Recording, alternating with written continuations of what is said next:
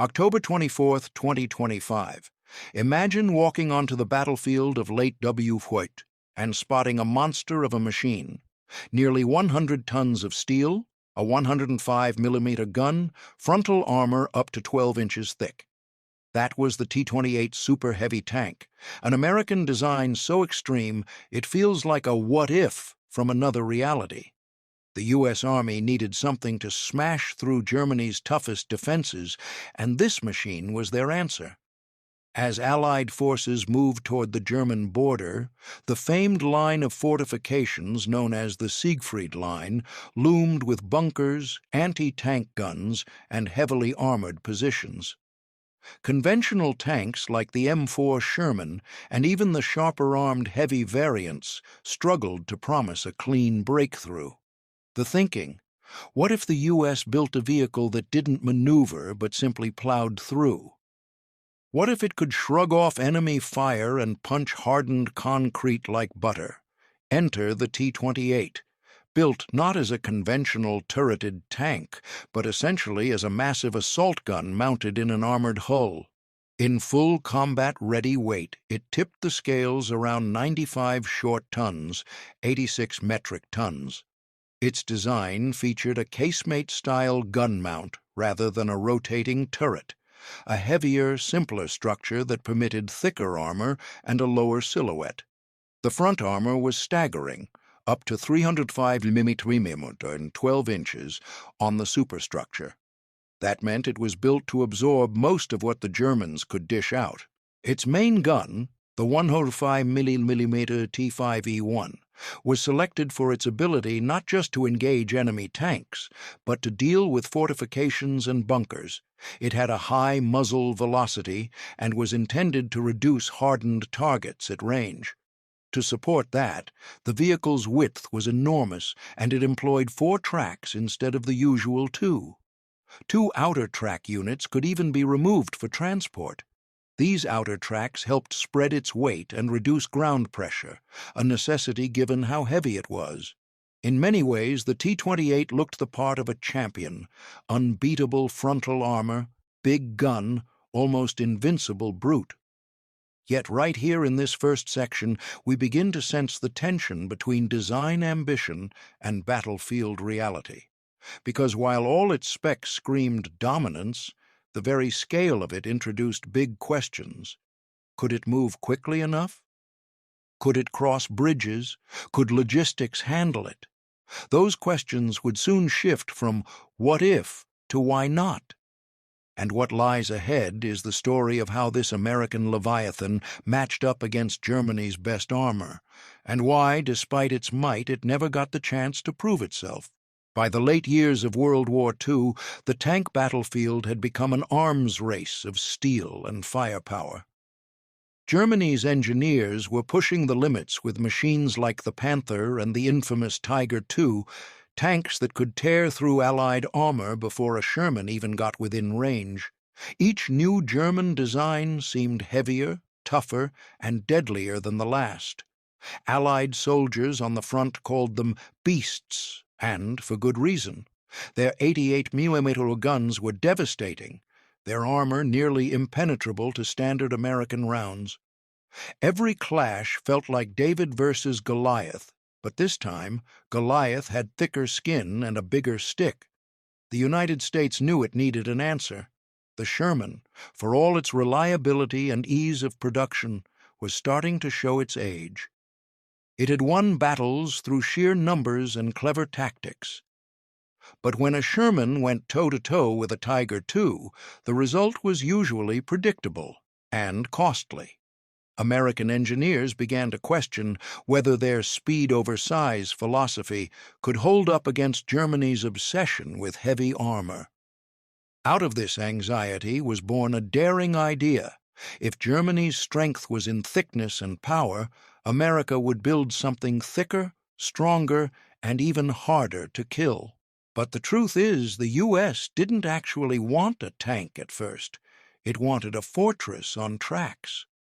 The concept came from the realization that the Germans weren't just defending open ground, they were hiding behind some of the most formidable defensive networks ever constructed. the Siegfried Line, a stretch of bunkers, anti-tank traps, and concrete dragon's teeth, was designed to bleed attackers dry. Artillery and air power could weaken it, but the Allies needed something that could physically break through. The Sherman wasn't built for that. It was too light, too thin, and far too vulnerable. That's where the U.S. Ordnance Department stepped in.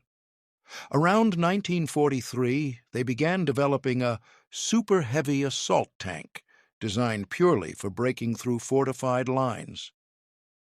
It wouldn't need to sprint or outmaneuver the enemy, it just had to move forward and survive everything thrown its way. The idea was inspired by the massive Soviet KV series tanks and the British Tortoise assault tank, both built to endure extreme punishment. America's answer would be bigger than both. Yet even during these early discussions, divisions inside the Army started to appear. Some commanders believed mobility was the future of warfare, fast, flexible units supported by aircraft and infantry. Others believed that raw firepower still ruled the battlefield. The super-heavy concept sat awkwardly between the two. It sounded unstoppable on paper, but could it actually be used in a real campaign? That debate would only intensify as blueprints turned into prototypes. By mid-1944, with the Allies preparing for the invasion of mainland Europe, pressure grew to get a prototype built fast. Reports from the front described Sherman rounds bouncing off German tanks like pebbles. The Army's engineers knew they couldn't just upgrade existing designs. They needed something entirely new, something that could look a Tiger II in the eye and laugh. And so, as the smoke of Normandy still hung over Europe, engineers at the Detroit Arsenal quietly began sketching out a machine that defied reason. A tank so heavy it could crush roads, shrug off direct hits, and rip through bunkers like they were paper. It was bold, ambitious, and borderline insane. But in the minds of its creators, it might just save thousands of American lives. What they built would become one of the most powerful tanks ever designed, yet also one of the least used, because as it turned out, building a metal monster was only half the battle. Moving it, that would be an entirely different challenge. And that's where the T-28 story really begins, when the impossible dream finally met reality. When the U.S. Army finally greenlit the project, the engineers at the Detroit Arsenal knew they were about to push every design limit imaginable. This wasn't going to be another Sherman or Pershing. It was something entirely new. They called it the T-28 Super Heavy Tank, though later it would be reclassified as the T-95 Gun Motor Carriage. The name didn't matter much. What mattered was that this thing was built like nothing else on the battlefield. From the start, the mission was simple: build an indestructible assault vehicle that could crush through fortifications and laugh off German shells. The final blueprint was jaw-dropping. The T-28 would weigh nearly 95 tons, over 4 times heavier than a Sherman and almost double the Tiger II. Its frontal armor was an astonishing 12 inches thick, 305 millimeters of solid steel. For comparison, the Tiger II's front plate was only 180 millimeters thick. In theory, no German gun, not even the feared 88mm Cobra K-43, could penetrate it head-on. To the engineers, this meant one thing: unstoppable. But that kind of protection came at a cost. The tank's turret, usually the most complex and vulnerable part, was scrapped entirely. Instead, the main gun was fixed directly into the hull. This created a casemate design, like a moving fortress with a single, massive gun barrel sticking out. That weapon, the 105mm T5E1, wasn't just an anti-tank gun. It was meant to destroy bunkers, concrete walls, and pillboxes with ease. Its armor-piercing rounds could tear through over 150 millimeters of steel at 1,000 yards, and its high-explosive shells were devastating against fortifications. The T-28 wasn't designed to duel enemy tanks in open fields. It was meant to bulldoze its way through Germany's concrete defenses and roll right up to Berlin. Of course, when you're moving 95 tons of metal, you need something to spread out that weight. The engineers solved this by giving it a bizarre 4-track system, 2 tracks on each side. Each track was removable, so for transport, the outer pair could be detached and towed behind the tank. It was an ingenious solution, at least on paper. The wider footprint reduced ground pressure enough to keep it from sinking into soft ground, but in practice, removing and reinstalling the tracks was a slow, grueling process that took hours. And then there was speed, or rather, the lack of it. Powered by a 500-horsepower Ford GAF V8 engine, the same type used in lighter tanks, the T-28 could only crawl along at about 8 miles per hour on a flat road. That's slower than a modern jogging pace. For comparison, the Sherman could hit 25 mph easily. On paper, this thing was unstoppable. In reality, it was a steel glacier. Yet the engineers didn't care. In their minds, the T-28 wasn't meant to race. It was meant to advance relentlessly under fire, survive anything, and deliver a knockout punch. Every bolt, every weld screamed brute force. This was America's answer to German armor, a tank that could shrug off the enemy's best shot and keep moving. When the prototype finally rolled out in 1945, it didn't look like a tank at all. It looked like a bunker on treads, a beast that could flatten anything in its path. Soldiers who saw it up close were stunned. Some thought it looked more like a small battleship than a land vehicle. It was awe-inspiring, but also impractical, because as incredible as it looked, a question hung heavy in the air. How do you get something this massive to the front lines? Most bridges couldn't hold it. Flatbed trains strained under its weight. Even simple logistics, like refueling and maintenance, became nightmares. And while the T-28 sat gleaming in the testing yard, the war it was built for was rapidly ending. Germany was collapsing, and the Siegfried Line was already breached.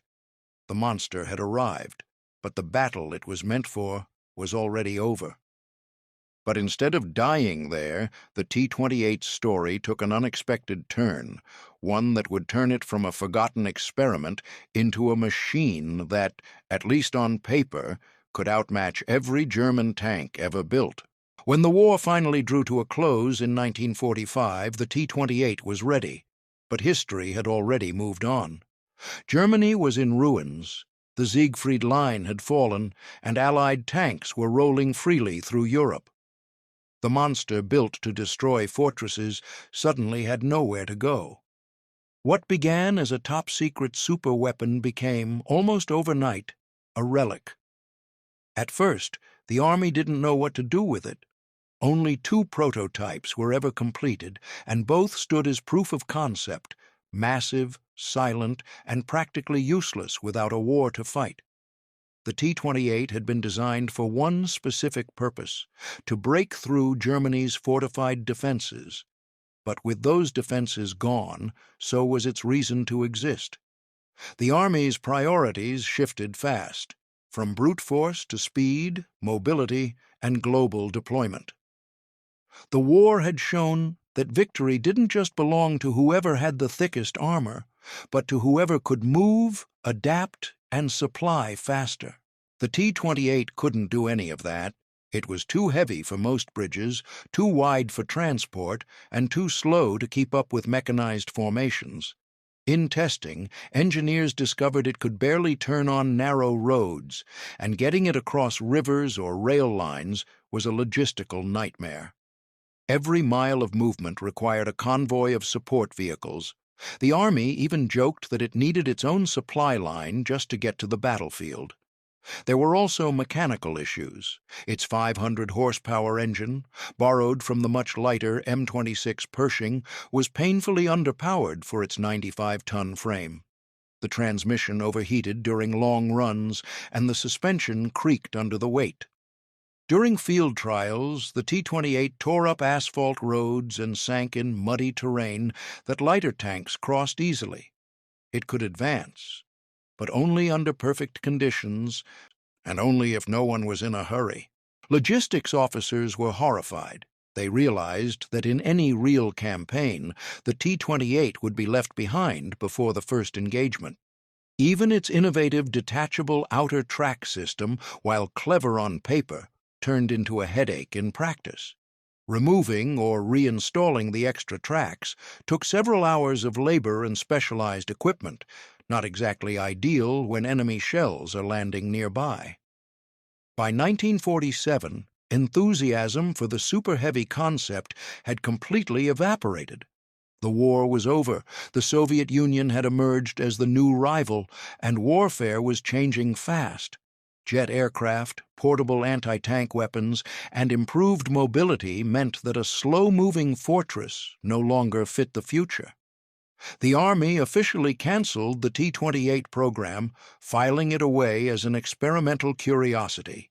One prototype was dismantled and scrapped. The other vanished into storage, forgotten by nearly everyone. And yet, the irony couldn't have been greater. On paper, the T-28 was still unmatched. Its armor was thicker than anything Germany or even the Soviets fielded during the war. The 105mm gun could have destroyed bunkers and tanks alike, and no existing anti-tank weapon could have penetrated its frontal plate. Theoretically, if it had reached combat in 1944, the T-28 could have faced down the Tiger II and won. But theory and reality rarely shake hands. The T-28's brilliance was also its downfall. It was too specialized, too heavy, too late. The rejected tank wasn't defeated by Germany's weapons, it was defeated by practicality. Still, for all its flaws, the T-28 left behind a haunting question. If war had dragged on just a little longer, or if the U.S. had faced another fortified enemy, would this monster have changed everything? Because on paper, it didn't just match Germany's best, it beat them. And in the next part, we'll see exactly how this forgotten tank stacked up against the armor that terrified Allied troops across Europe. Now here's where things get wild, because when you line up the T-28 against Germany's best, it's almost unfair. The Tiger II, the pride of Hitler's armored divisions, was terrifying to Allied tank crews. Its 88mm gun could obliterate a Sherman from more than a mile away, and its sloped 180mm armor gave it a near-mythical reputation for invincibility. But the moment you compare it to the T-28, the so-called rejected tank looks less like a failed experiment and more like a hidden superweapon. Let's start with the armor. The Tiger II's 100mm front plate might have scared Allied tankers, but the T-28's 305mm frontal armor was on another level entirely. In battlefield terms, that meant German rounds, especially the 75mm and 88mm shells, would have bounced off harmlessly. Even the notorious Pak-43, the deadliest anti-tank gun Germany ever made, would have struggled to penetrate that much steel at any realistic range.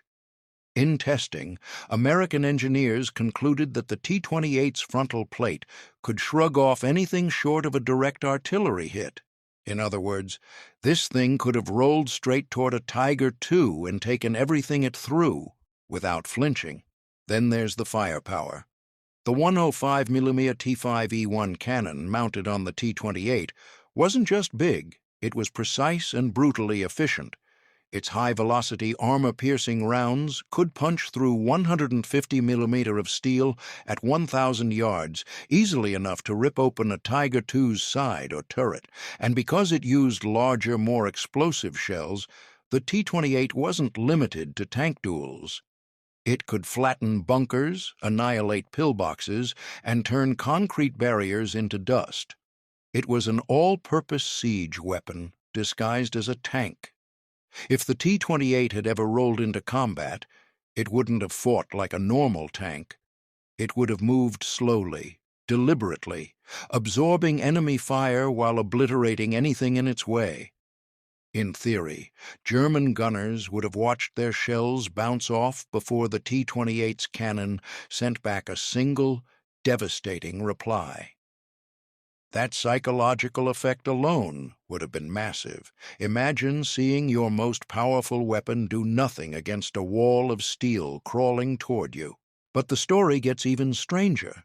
Despite being called a failure, the T-28 actually outclassed nearly every German tank in pure numbers.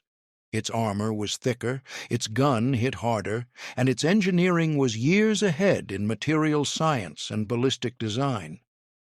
Even the later German concept tanks, like the Maus and the E-100, which never left the drawing board, had similar problems: too heavy, too slow, too impractical.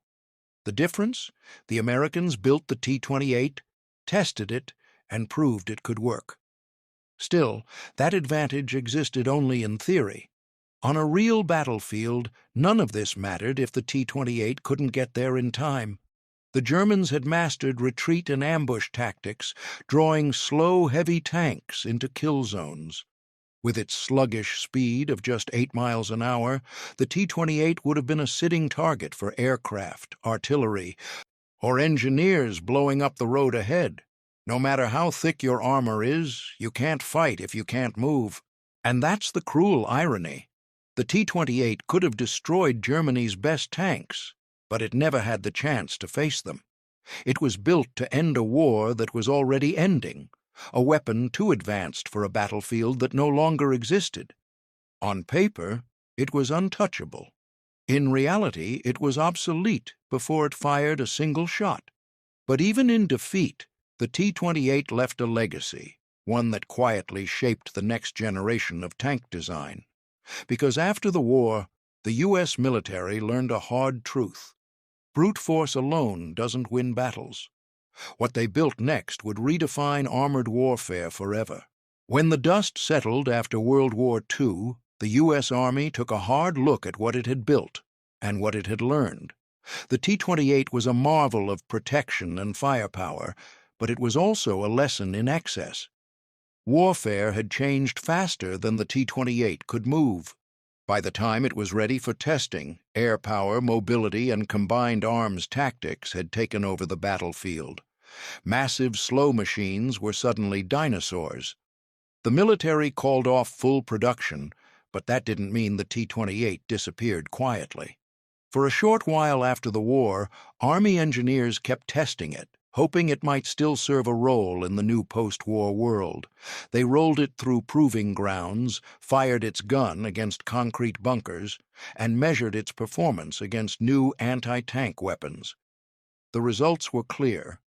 The T-28's armor was phenomenal. Nothing short of a heavy artillery strike or a specialized shaped charge could pierce it. But every trial also reminded commanders why it was never deployed. It couldn't cross bridges, it tore up roads, and its 8-mile-per-hour crawl turned simple maneuvers into day-long operations. The war it was meant for, a slow, grinding push through fortified German lines, was gone, and no new battlefield wanted it. At the same time, the world was shifting. The Cold War had begun, and the new strategic question wasn't how to storm bunkers in Europe, but how to fight a fast, mechanized war anywhere on the planet. The focus turned to flexibility, vehicles that could be airlifted, repaired in the field, and produced in large numbers. Super-heavy tanks like the T-28 didn't fit that vision. Even the Soviet Union, obsessed with heavy armor, began scaling back its giant tank projects after seeing how impractical they were. Inside the Pentagon, tank doctrine evolved. Commanders realized that building separate heavy, medium, and light tanks created logistical nightmares. What they needed was a single design that could do everything well enough: a main battle tank. That idea directly grew out of the lessons learned from projects like the T-28. Instead of piling on more armor, engineers focused on sloped armor geometry, better engines, and stabilized guns. The result, years later, would be vehicles like the M48 Patton and eventually the M60, faster, lighter, and far more adaptable than the steel monster that came before. Still, the T-28 wasn't just thrown away. For a while, it served as a test platform, helping the Army understand how armor thickness affected mobility and how heavy vehicles performed on different terrains. The engineers who worked on it carried those insights into future programs, shaping everything from suspension systems to armor layout. Even its detachable track system, though flawed, sparked ideas that resurfaced decades later in modular vehicle design. Then, sometime in the early 1950s, the T-28 quietly vanished. One prototype was scrapped, the other went missing during transport between testing facilities. For years, nobody knew where it had gone. It became a ghost of American engineering, rumored to be buried under some military depot or cut up for parts. It wasn't until 1974, nearly 30 years later, that it was accidentally rediscovered sitting in the woods at Fort Belvoir, Virginia, half covered in rust and leaves. That rediscovery reignited fascination with what could have been. Here was a tank that, on paper, could have walked through the Tiger II's shells and made the Siegfried Line crumble. But history had left it behind.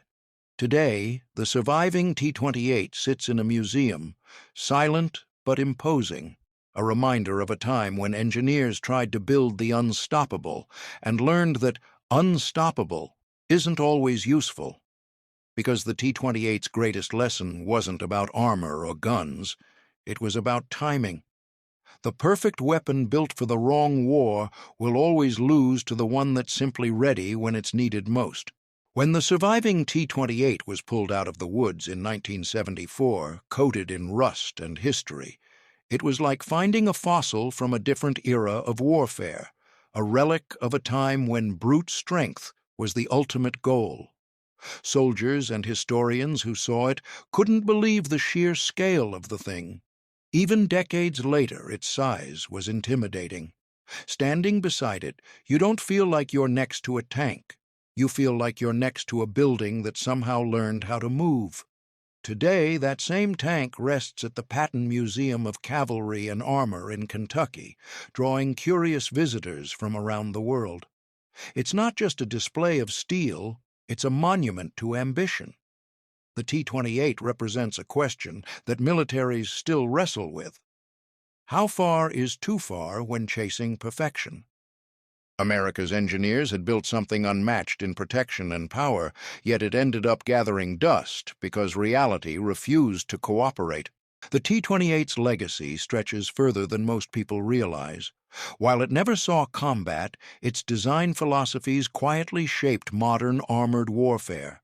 Lessons learned from its failures directly influenced the shift toward main battle tanks, MBTs, machines that balanced firepower, mobility, and protection instead of maxing out one at the cost of the others.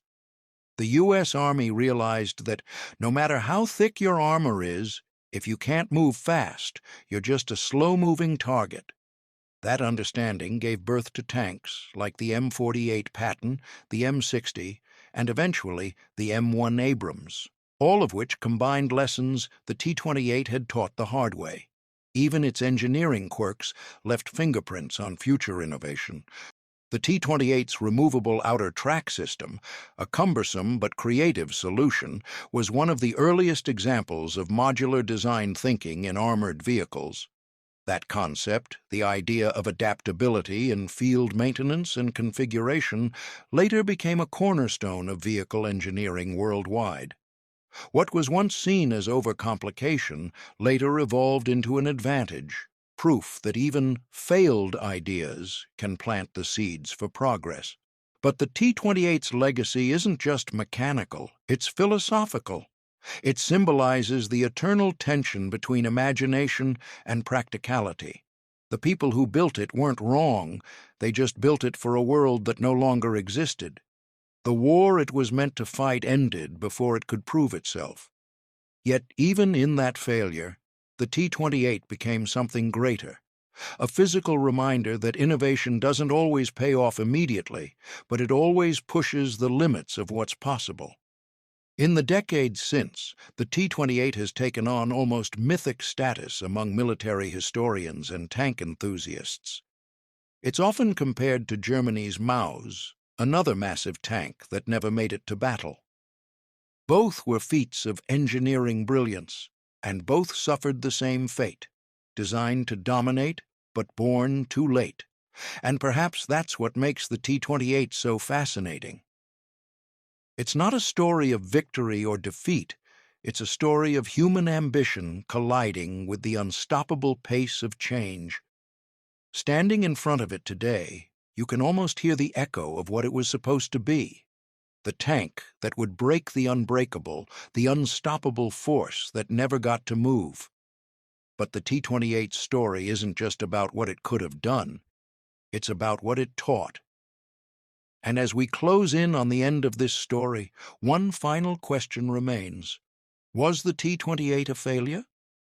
Or was it proof that even rejected ideas can change the future?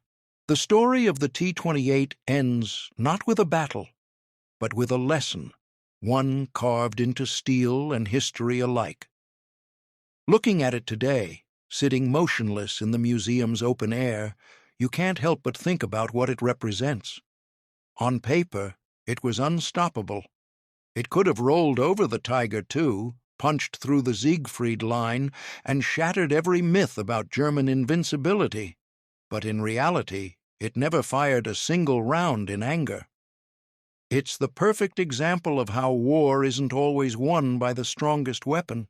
It's won by the weapon that arrives on time. The T-28's greatest strength, its sheer indestructibility, was also its greatest weakness. Built for a war that was already ending, it missed its moment. When it finally rolled out, the world had already moved on. Armies were learning that speed, communication, and flexibility mattered more than armor thickness. Jet fighters ruled the skies, missiles were beginning to emerge, and the next war wouldn't be fought by crawling fortresses. It would be fought by fast, networked machines that could outthink and outmaneuver the enemy. Still, calling the T-28 a failure misses the point. Every piece of history teaches something, and this machine taught volumes. It showed the limits of brute force thinking, proving that even the most indestructible designs can be defeated by logistics and timing. It also revealed how far American engineering could stretch under pressure, how bold ideas could turn into real, functioning prototypes, even if they defied convention. And though it never fought, the T-28's DNA runs quietly through every American tank that came after it. From the M48 Patton to the M1 Abrams, echoes of the T-28's ambition can still be felt. Its emphasis on survivability, its experimental mindset, its push for dominance through innovation. What makes the T-28 so fascinating is that it was never really defeated by an enemy. It was defeated by progress.